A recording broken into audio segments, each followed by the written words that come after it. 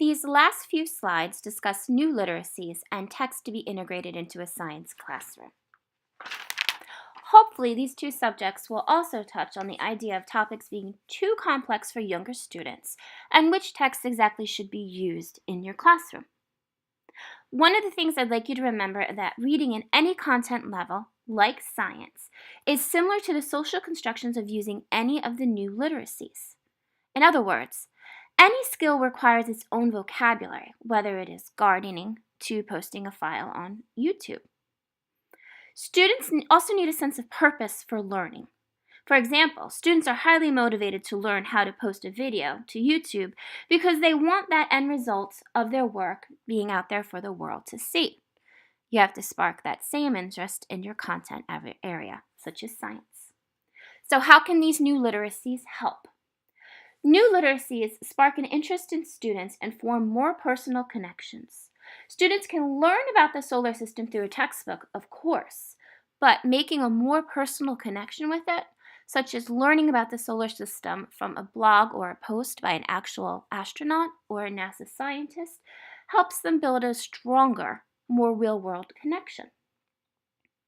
New literacies also have the benefit of using a format that requires students to compose, interpret, and transform information presented to them, no matter how they are presenting it. This includes many of the activities such as Facebook, YouTube, tweeting, blogging, that many students are already utilizing for enjoyment. For example, the picture in this slide shows a game about our solar system, offered by BrainPop. It uses the familiar online format of interactive online gameplay to allow students to explore concepts covered in the Common Core State Standards. The new literacies offer students the ability and the opportunity to show off those abilities, whether it is reviewing information through a digital storytelling or summarizing important facts in a tweet, all in a format that they have personal connections to and that they enjoy using. In addition, text that should be used in the classroom really has no limits. You can use any text that suits your needs as long as the content and the format are suitable for your purpose.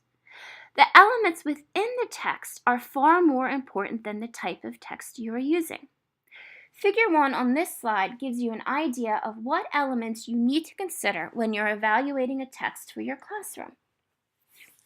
The key to selecting a text for science or for any other content area is the credibility of the author.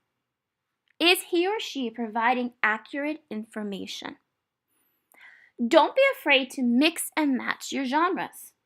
For example, if the illustrations in a particular picture book are perfect for your lesson, then by all means use those illustrations and then move on to a more complex text from a different source.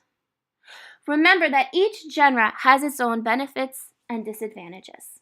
For example, picture books, of course, offer great pictures, but usually their text is not that complex. Informational text, on the other hand, has accurate and complex text, but many students might find it uninteresting. And lastly, fiction, while highly interesting, may not be necessarily accurate in the information that they present. So, always remember to consider the author's primary goal of the text and use it appropriately. You can use fiction to spark interest in a topic, but then remember to move on to a more informational text to make sure you are giving accurate information.